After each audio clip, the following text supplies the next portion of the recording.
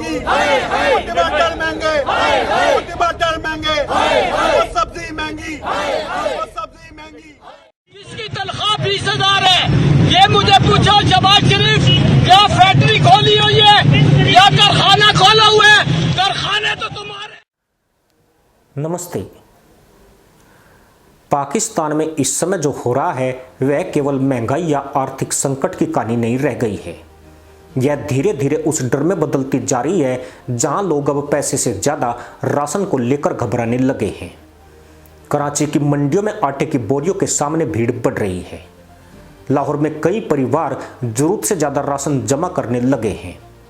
पेशावर में दुकानदार खुले शब्दों में कह रहे हैं कि अगर हालात ऐसे ही रहे तो आने वाले महीनों में सप्लाई टूट सकती है। और सबसे बड़ा डर यह है कि पाकिस्तान की जनता को अब 2023 जैसी राशन लाइनों की वापसी का डर सताने लगा है। कुछ ही साल पहले पाकिस्तान की सड़कों पर आटे के ट्रकों के पीछे भागती भीड़ की तस्वीरों ने पूरी दुनिया को चौंका दिया था। कई शहरों में लोग एक बोरी आटे के लिए घंटों लाइन में खड़े रहे।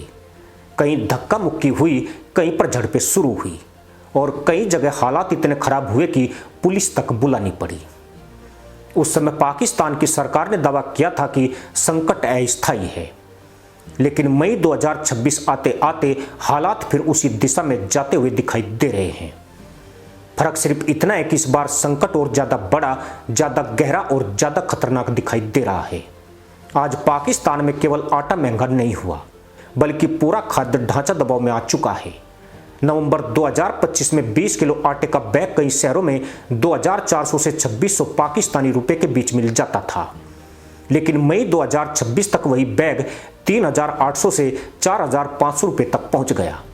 सिंध और बलूचिस्तान के कुछ इलाकों में इससे भी ज़्यादा दाम की शिकायतें सामने आई है। गरीब परिवारों के लिए यह केवल महंगाई नहीं बल्कि भूख का सीधा खतरा बन गया है, क्योंकि पाकिस्तान में रोटी केवल खाना नहीं, जीवन का आधार है। और जब रोटी महंगी होने लगे तब समझिए संकट बहुत गहरा हो चुका है। दालों की कीमतों ने भी आम आदमी की कमर तोड़ दी है।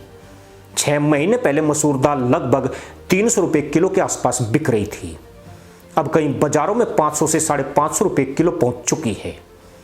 चना दाल 280 रुपये से बढ़कर 450 रुपये किलो के ऊपर चली गई है। मूंग दाल 600 रुपये किलो पार कर चुकी है। यानी जो चीजें कभी गरीब आदमी की सहारा मानी जाती थी, अब वही उसकी पहुंच से बाहर जाने लगी है।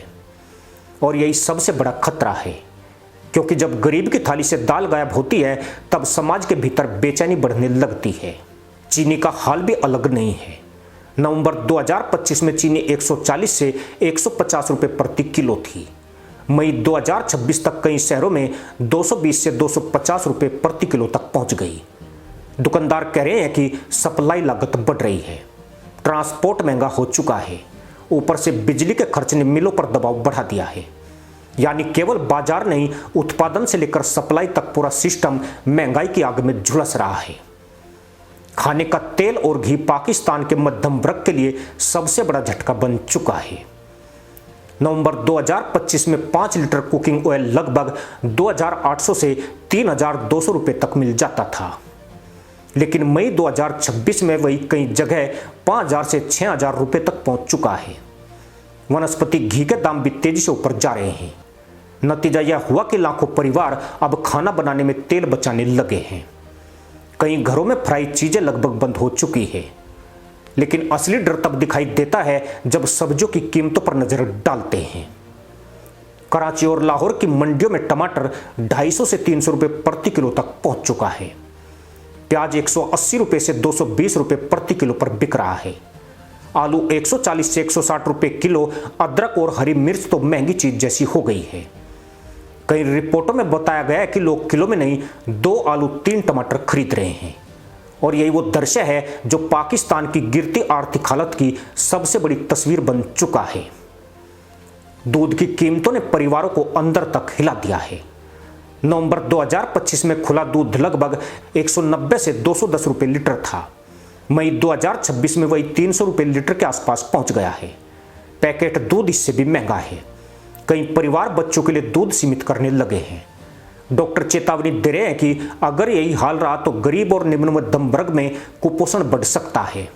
लेकिन पाकिस्तान की सरकार के पास राहत देने की ताकत कम होती जा रही है और यही इस संकट का सबसे खतरनाक हिस्सा है। अब सवाल यह है कि आखिर पाकिस्तान इस स्थिति तक पहुंचा कैसे। दरअसल पाकिस्तान के संकट की सबसे चौंकाने वाली कहानी महंगाई नहीं है, बल्कि अनाज प्रबंधन की बड़ी गलती भी है। क्योंकि जिस समय देश के भीतर खाद्य सुरक्षा को मजबूत करने की जरूरत थी, उसी समय डॉलर जुटाने के दबाव में पाकिस्तान ने चावल और दूसरे कृषि उत्पादों के निर्यात को तेजी से बढ़ाया। विदेशी मुद्रा की कमी से जूझ रही सरकार को हर हाल में डॉलर चाहिए थे और यही वह मोड़ था जहां अल्पकालिक डॉलर कमाने की कोशिश ने घरेलू खाद्य सुरक्षा पर दबाव बढ़ा दिया। पाकिस्तान का गेहूं उत्पादन 2024-25 में लगभग 31.4 मिलियन टन तक पहुंच गया था, जिसे रिकॉर्ड स्तर माना गया। लेकिन 2025-26 में तस्वीर बदल गई। सूखा, कम बुआई और सरकारी खरीद नीति में बदलाव के कारण उत्पादन तेजी से गिरने लगा। अमेरिकी कृषि विभाग के अनुसार 2025-26 में पाकिस्तान का गेहूं उत्पादन गिरकर लगभग 27.5 से 29 मिलियन टन के बीच रहने का अनुमान है, जबकि घरेलू खपत 31 मिलियन टन के आसपास है। यानी उत्पादन और जरूरत के बीच बड़ा अंतर पैदा हो चुका है। यही वह आंकड़ा है जिसने इस्लामाबाद की चिंता बढ़ा दी है, क्योंकि इसका मतलब साफ है, पाकिस्तान जितना गेहूं पैदा कर रहा है उससे ज्यादा देश को चाहिए। और जब घरेलू उत्पादन जरूरत से नीचे चला जाए तब हर बोरी अनाज की कीमत बढ़ने लगती है। यही कारण है कि बाजार में घबराहट बढ़ रही है। लेकिन कहानी यही खत्म नहीं होती। पाकिस्तान ने विदेशी मुद्रा लाने के लिए चावल निर्यात पर भारी जोर दिया। 2025-26 में पाकिस्तान का चावल उत्पादन लगभग 9.8 मिलियन टन तक चला गया और निर्यात 5 से 5.8 मिलियन टन के बीच रहने का अनुमान लगाया गया। सरकार के लिए यह डॉलर कमाने का आसान तरीका था, क्योंकि पाकिस्तान की विदेशी मुद्रा स्थिति लगातार दबाव में थी। तेल खरीदना था, कर्ज चुकाना था, IMF की शर्तें थी, इसलिए कृषि निर्यात को तेजी से आगे बढ़ाया गया। लेकिन दूसरी तरफ घरेलू बाजार में अनाज और खाद्य वस्तुओं की उपलब्धता को लेकर डर बढ़ने लगा, खासकर गेहूं को लेकर।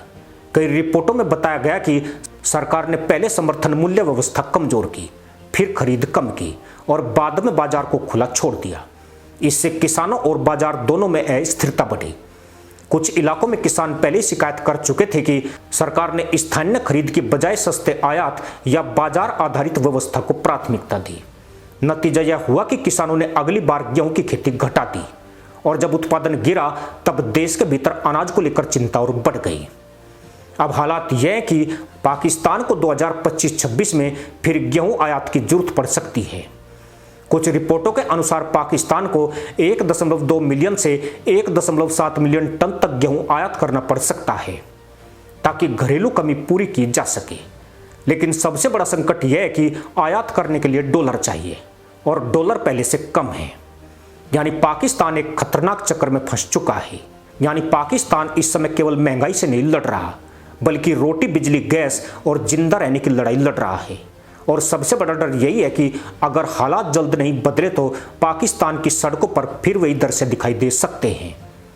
लंबी लाइनें, खाली बोरियां, राशन ट्रकों के पीछे भागती भीड़ और एक ऐसा देश जो अपने आर्थिक बोझ के नीचे दबता जा रहा हो। इसी के साथ अनुमति दोस्तों, जय हिंद, वंदे मातरम।